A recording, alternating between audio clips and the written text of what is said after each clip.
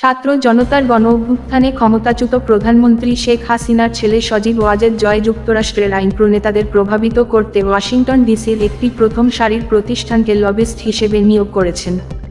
$2 লাখ বিনিময়ে ওই প্রতিষ্ঠানটির সঙ্গে তার 6 মাসের চুক্তি হয়েছে। এ খবর দিয়েছে অনলাইন নেত্রনিউজ। নেত্রনিউজের খবরে বলা হয়, লবিস্ট হিসেবে নিয়োজিত প্রতিষ্ঠানটির নাম স্ট্রিক গ্লোবাল ডিপ্লোম্যাসি (SGD)। আগে এর নাম ছিল সোনোরান পলিসি গ্রুপ। 5ই আগস্ট পদত্যাগ করে শেখ হাসিনা ভারতে পালিয়ে যাওয়ার পরেই উদ্যোগ নিয়েছেন জয়। বৃহস্পতিবার চ্যানেল 24-এর খবরে বলা হয়, চুক্তি অনুযায়ী আওয়ামী লীগের পক্ষে বাংলাদেশের সাম্প্রতিক পরিস্থিতি যুক্তরাষ্ট্রের নির্বাহী ও বিচার বিভাগের কাছে তুলে ধরবে স্ট্রিক গ্লোবাল। নেত্রনিউজ লিখেছে, তাদের হাতে যেসব ডকুমেন্ট গেছে তারা তা যাচাই বাছাই করেছে। তাতে দেখা গেছে $2 লাখ বা বাংলাদেশি মুদ্রায় প্রায় $2.5 কোটি টাকার বিনিময়ে এই চুক্তি হয়েছে। লবিস্ট প্রতিষ্ঠানের বিনিময়ে বাংলাদেশের বর্তমান পরিস্থিতি মার্কিন সরকারের নির্বাহী এবং লেজিসলেটিভ শাখার কাছে তুলে ধরবে।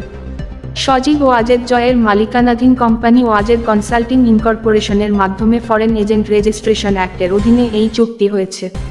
লবিস্ট ফার্মটির নেতৃত্বে আছেন ক্রিশ্চিয়ান বোর্গে এবং রবার্ট স্ট্রি।